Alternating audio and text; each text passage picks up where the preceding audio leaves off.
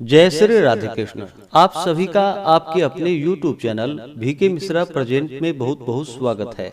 आइए आज आप सब सुनेंगे माघ मास महात्म्य कथा में 18वें अध्याय की कथा।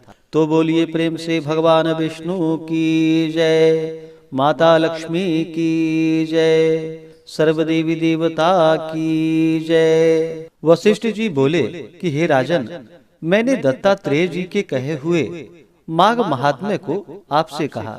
अब मैं माघ महीने के स्नान से उत्पन्न फल को कहता हूँ, जो सब यज्ञों में उत्तम, सब दानों का फल देने वाला और सब व्रत और तप के समान है। माघ स्नान से मनुष्य पवित्र हो दोनों मातृ पितृ कुल के पितरों सहित स्वर्ग को स्वेच्छाचारी उत्तम सुंदर विमानों पर चढ़कर स्वर्ग ले जाता है। जो माघ महीने में नदी में सूर्योदय के समय स्नान करता है, वह पिता और माता के वंश के साथ मनुष्यों का उद्धार करके वैकुंठ जाता है। जन्म जन्म के पापी, अन्यायी और कुकर्मी मनुष्य भी माघ स्नान और हरि की पूजा करने से बड़े पाप के समुदाय से निर्मुक्त होकर देवता के तुल्य शरीर वाले हो जाते हैं। मात पिता से दूषित, अपने आश्रम के अधर्मी तथा पाखंडी जन भी प्रयाग में माघ महीने में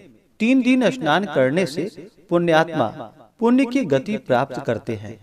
संसार में पुनीत तीर्थों में माघ महीने का स्नान मनुष्यों को अत्यंत कठिन है। इससे मनुष्य ब्रह्मवेत्ताओं की दशा को प्राप्त होता है, इसमें कोई संदेह नहीं है। हे राजन, माघ में तप, दान तथा जप करना और हरि भगवान की पूजा सब अक्षय होते हैं। माघ महीने में स्नान करके अन्न दान करने वाला स्वर्ग में अमृत पान करता है। स्वर्ण दान करने वाला इंद्र के लोक में जाता है। दीपक, अग्नि और वस्त्र दान देने वाला मनुष्य दिव्य स्वरूप हो सूर्य लोक में निवास करता है। यज्ञ, दान, स्वच्छ, तप, अखंड ब्रह्मचर्य तथा उत्तम योग सेवा से पापी लोग उतने शुद्ध नहीं होते जितना माघ महीने में तीर्थ में स्नान करने से होते हैं। माघ में स्नान करके जो हरि भगवान की पूजा करते हैं, वे स्वर्ग से लौटकर राजा होते हैं एवं दिव्य स्वरूप, भाग्यवान, मधुर बोलने वाले, धर्म करने वाले, बड़े धनी और 100 वर्ष की आयु वाले होते हैं। उनके शरीर, वाणी और मन से जाने या अनजाने में हुए संपूर्ण पाप किसी उत्तम तीर्थ में माघ महीने में स्नान करने से शीघ्र ही नष्ट हो जाते हैं। पापी लोगों के आलस से भी कभी भूलकर भी माघ में स्नान करने से उनके पाप विलीन हो जाते हैं। भगवान हरि उसके पापों को जला देते हैं। गंधर्वों की कन्या पुराने समय में राजा के श्राप से पाप के फल भोगती हुई लोमस ऋषि के कहने से माघ महीने में स्नान करके पाप से छूट गई थी। राजा दिलीप ने यह सुन गुरु के चरण कमल पर प्रणाम करके बड़ी श्रद्धा से विनीत तथा प्रेम से पुरोहित जी से पूछा कि हे भगवान, कन्याओं को कहाँ से श्राप मिला? वे कन्या किसकी थी? उनके क्या नाम थे और उसकी क्या उम्र थी? किस प्रकार वे लोमस ऋषि के वाक्य से पिशाची श्राप से मुक्त हुई? उन्होंने माघ महीने में कहाँ पर स्नान किया और वे संख्या में कितनी थी?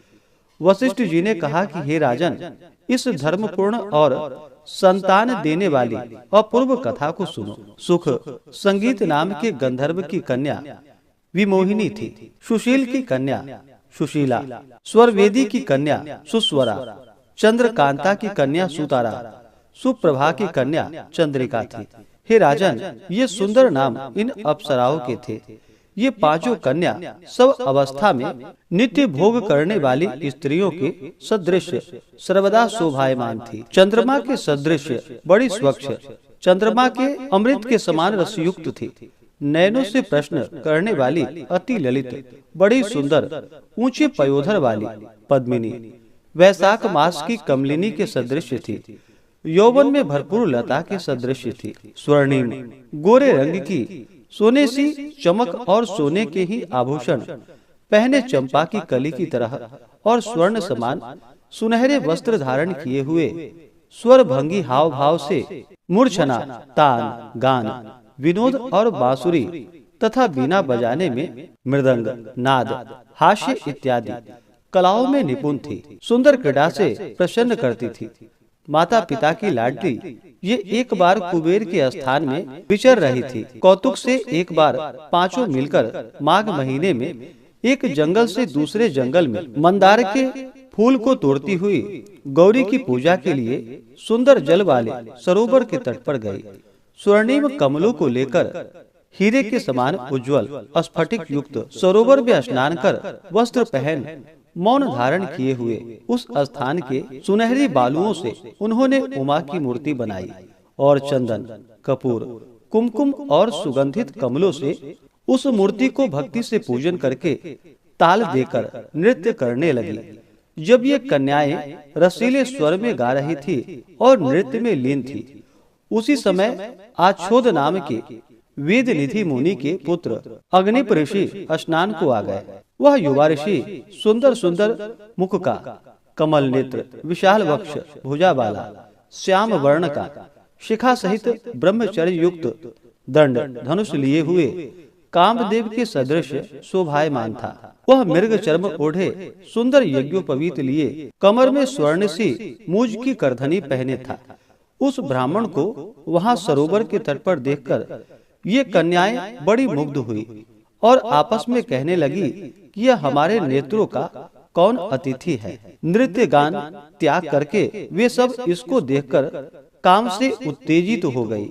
ये पांचों कन्याएं मोहित होकर देखो देखो ऐसा कहकर उस उत्तम ब्राह्मण के युवा चित्त में काम पीड़ा उत्पन्न करने लगी और ये अप्सराएं विचार करने लगी कि क्या यह कामदेव या अश्विनी कुमार है या कि कोई और गंधर्व अथवा किन्नर है या सिद्ध है या किसी ऋषि के पुत्र हैं या कोई श्रेष्ठ मनुष्य है। कोई भी हो, ब्रह्मा ने इसको हम लोगों के लिए ही भेजा है।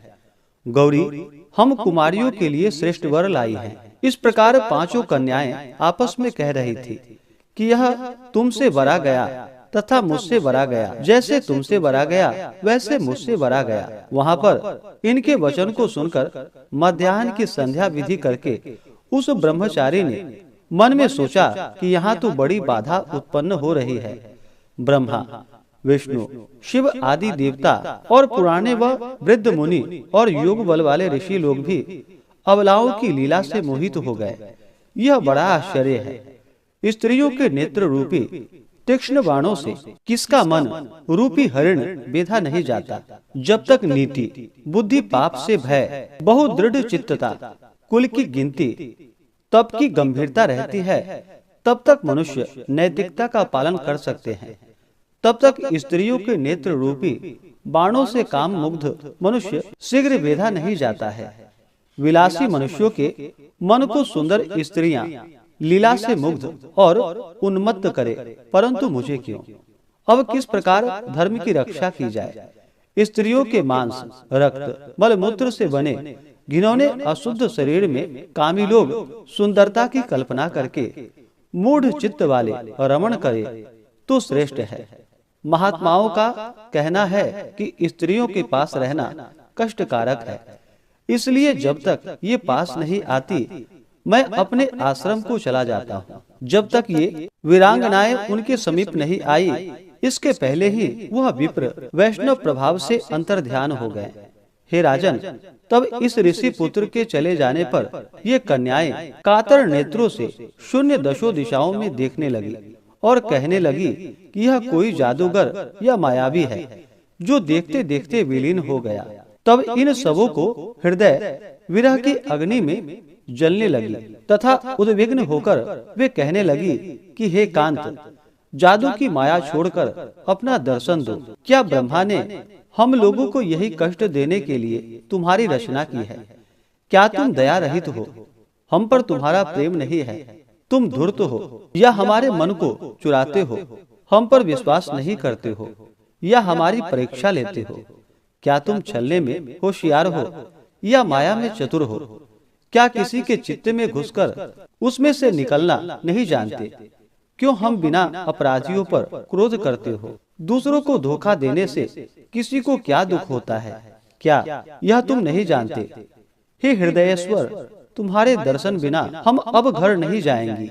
फिर से तुम्हारे दर्शन की आशा में हम यही रहेंगे। आप अपने पास दया कर हम लोगों को शीघ्र ले चलो और अपने दर्शन देकर हमारे संताप को तुरंत ही हर लो। सज्जन लोग किसी के कष्ट को नहीं देखते।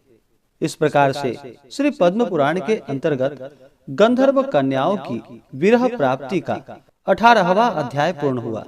तो बोलिए प्रेम से भगवान विष्णु की जय, माता लक्ष्मी की जय, भगवान श्री कृष्ण की जय, सर्वदेवी देवता की जय। इसी प्रकार से आगे के अध्यायों को सुनने के लिए चैनल पे अगर आप पहली बार आए हैं तो चैनल को लाल बटन दबा करके सब्सक्राइब करें, साथ में बेल आइकन घंटी को दबाएं ताकि आने वाली वीडियो का नोटिफिकेशन आपको समय से मिलता रहे। वीडियो को लाइक करें, शेयर करें। सुखी रहें और स्वस्थ रहें। जय श्री राधे कृष्ण। धन्यवाद।